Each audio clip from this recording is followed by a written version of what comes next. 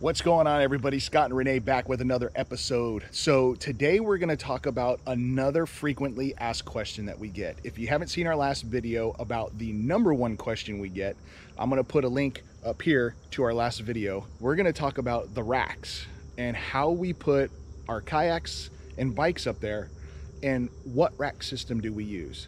We get this question a lot, almost as much as the how do we get our mail on the road, which is the #1 question. Stay tuned. We're going to show you how we tie everything up, and then I'm going to go into detail about what accessories and what the rack system is we use. Here we go.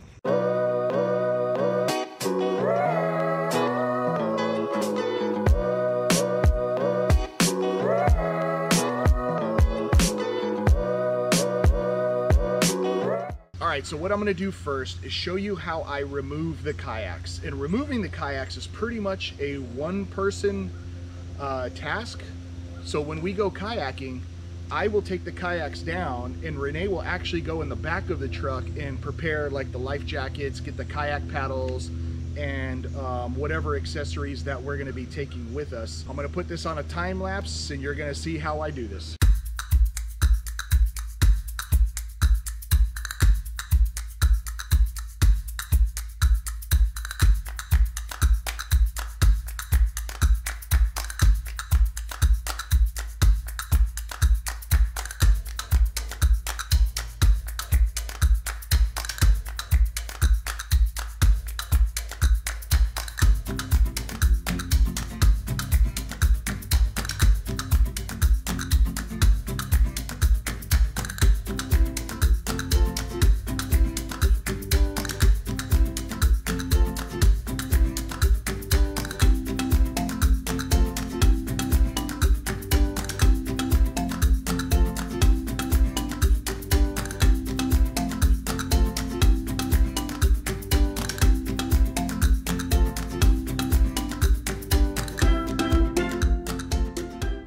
All right, so that's how we remove the kayaks.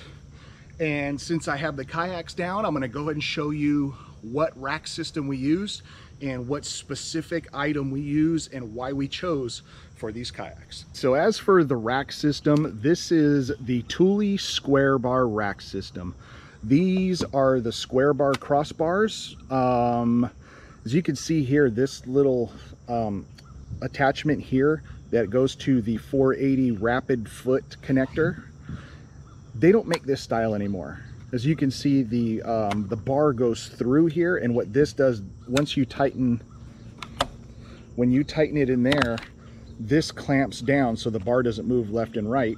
Now they make, it's called a square bar Eva. So as you can see, this comes out just to the edge here. If you have your tow vehicle, which is F250 and above, whatever make and model you have, you definitely want to go at least the 60-inch bars if you can find them. I would like to have a little more space coming out here. That way I can put the kayaks just a little further. As you can see, the stacker, which is this accessory here we'll get to in a minute, is right in the middle. So it puts a lot of the weight here in the center. What I'd like to do is move it over square bar, 480 foot pack, and the one thing that is unique to every vehicle is this fit kit.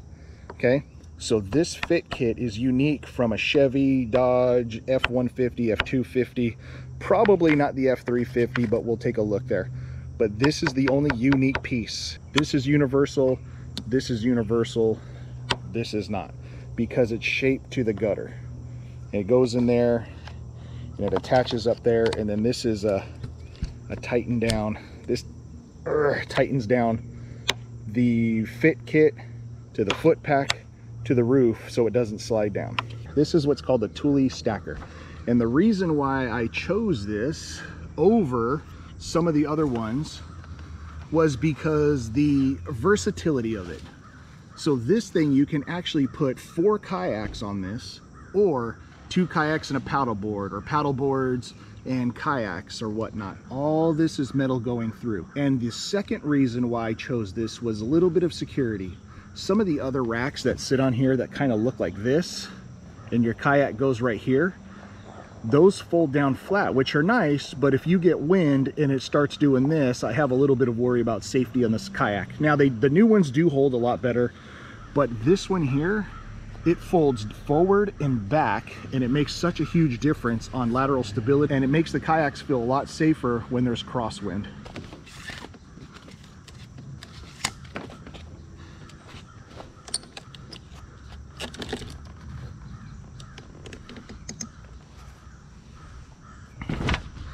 And that's what it looks like in the non-use position.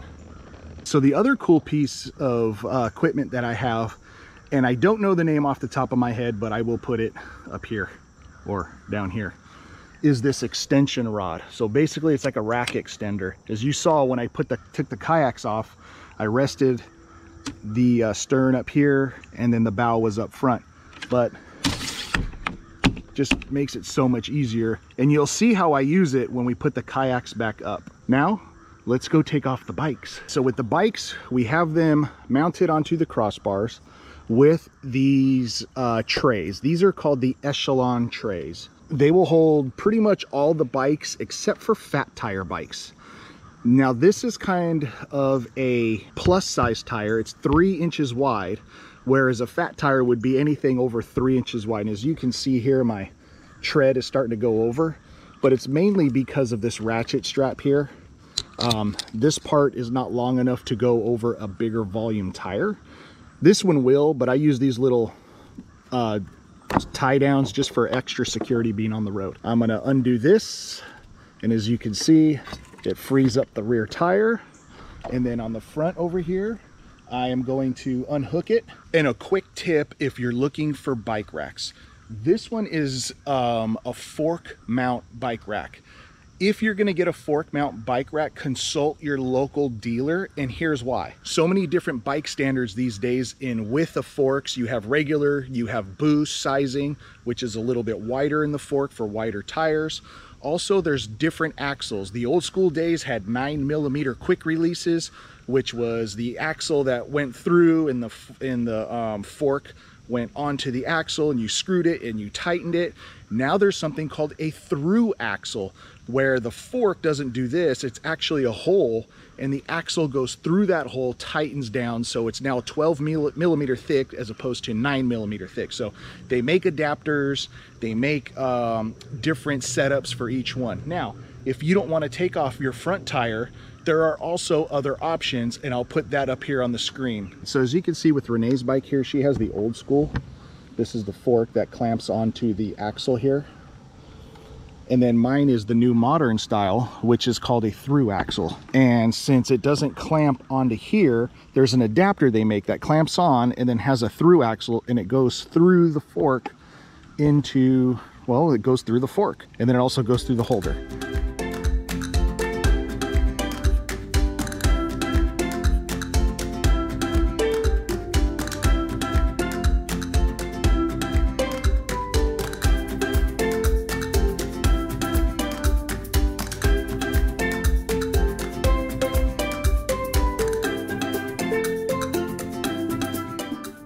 Before I go any further, I wanted to show you how the mechanism works on the racks.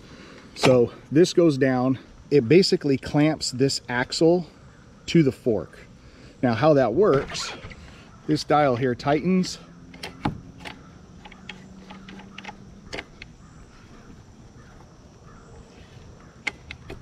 and it makes tension here so you can't get it out. So loosen it up. A little bit more, and then the fork comes out. Obviously this system works for us. I can lift the bikes up and down. They're not that heavy, but if you just have recreational bikes, beach cruisers, etc., those are going to be a lot heavier than our bikes. My bike weighs less than 30 pounds. Renee's bike is right around 30 pounds. Ironically, because it's a lot smaller bike, mine's just a lighter weight aluminum. I have lighter weight rims, etc. This setup is obviously a setup that works for us and our toys and my ability to take the bikes and kayaks on and off on a regular basis. I know if we're at an RV park for a week and we're not going to use the kayaks, they just stay up there. Just Keep mindful of low bridges, just like you would if your RV was parked up and you're obviously not going through the drive-through. If we're somewhere for a long time, longer than a couple weeks, and I know I'm gonna use the bikes around the RV park, and if there's a lake at the RV park or whatnot, they do come down and we just drag the kayaks to the lake. Also, make sure you get lightweight kayaks. You know, some of the ones that they sell at Walmart and all the local sporting goods are pretty good. They're lightweight, but also at the same time, they're very flexible. So when you ratchet, tighten them down, or you tighten them down, they have more of a tendency to squeeze and get a dent in them. Now, if they do create a dent, you leave them out in the sun. Since they're plastic, the dent will come out. Also, if you're into fishing and you have a fishing kayak, let's say you have a Hobie, those are easily 70 to 80 pounds. I hate putting those things up and down, yet alone if someone was older than me and had shoulder issues. Check the Thule website. They also make a helper kayak rack. Basically, it comes off, goes down, and you put the kayak on there, you strap it, and it's got hydraulic assist. You lift the kayak up and you slide it in and it's done. Basically, it takes about almost, I want to say 50 to 70% of the weight off of your shoulders when you lift it. It's crazy. It's awesome. It's just added cost. Now, some of you might be saying, why don't you put a bike carrier or the kayak carrier on the back of your RV? We thought about that. But as you may know or may not know, if you're new to the channel, we have a cargo carrier on the back of our RV that carries our barbecue, it carries our generator, and it carries a spare gas can. So unfortunately, that option is out. Here's what we're gonna do. We're gonna show you the process on how we put things back. Now, the bicycles I can do myself, but when Renee and I are out kayaking, I definitely need her help with the strap system and how we do it. So the first thing I do is I prepare my straps, because once I put the kayaks on, I really can't get back to the stacker and put the straps through. So my first step is I get the stacker up and I put the Thule straps through. So that way they're already through, and when I put the kayak up, I can just loop them around. Also, I put the bow line up here as well. So what this is the bow line that you see on other cars where the line is tied from the front of the kayak that goes to the bumper of the car. Basically, that just stops the kayaks. If you ever get an emergency and you hit the brakes in an emergency, it stops the momentum of all the kayaks going forward and flying into the car in front of you. So now with the first Thule straps ready to go, and then the bow and stern lines up there ready to be strapped down, I'm gonna go ahead and get Renee out of her kayak and put it up there.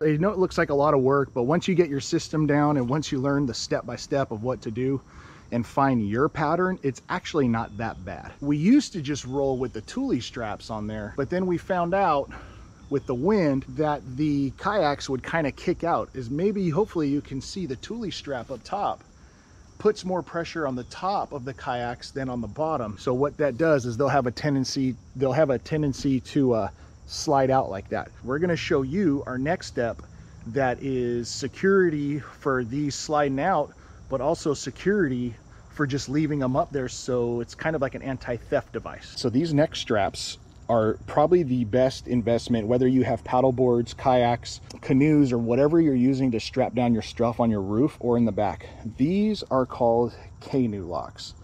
These are the 18-foot versions, that's why they're blue. But these are just like your regular tension straps, but you see that lock there? This is all metal. And right here, there's stainless steel wires that are going inside here on the bottom, and they lock. They can't be cut, and they can't, once you lock this, this won't lift up. It stays locked down like that. The benefit is when you have them strapped up here, you know, people will see those and they'll go, oh yeah, you can just undo the little thing and you have your kayaks off. But with these, when they see the locking mechanism, it's just an anti-theft deterrent.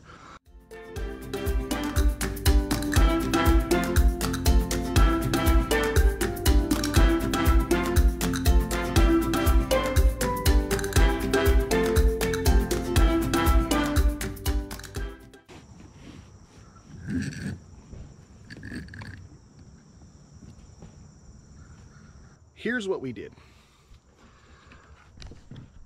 The first strap I threw over on this side, okay? And then what happened was Renee crossed it under here. So the first strap goes here, comes around, I threw it over, and then when she tucked it back under this way, and then as you can see, I just put it through here and I tighten it down.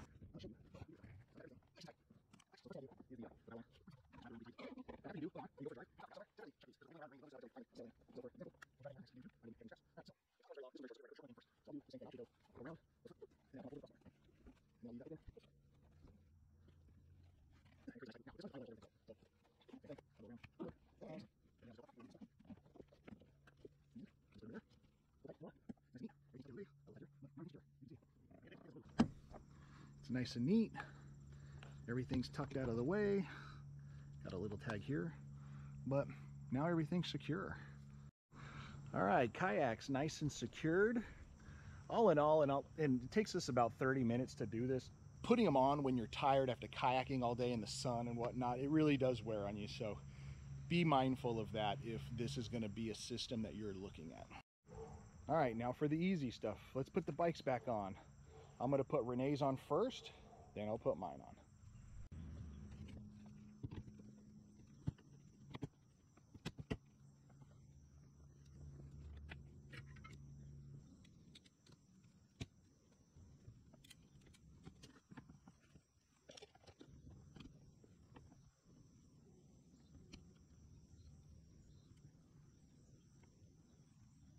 So that was it.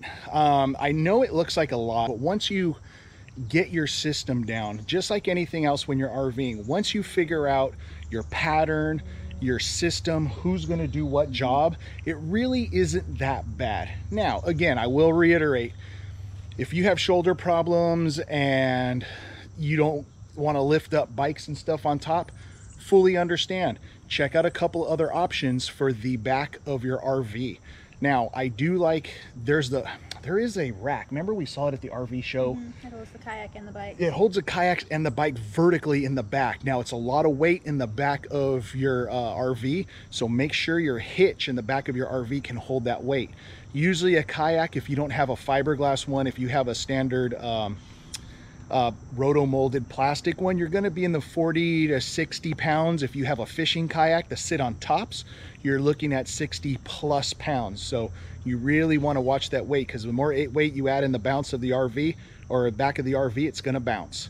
That's how we do it. Thanks again for watching. I'm hoping you like this video. If you have any questions or comments, please leave them down below. Please give this video a thumbs up. Also consider subscribing. We got a couple more cool things in the pipeline for you. Then that's it. Scott and Renee, we're out of here. See you later.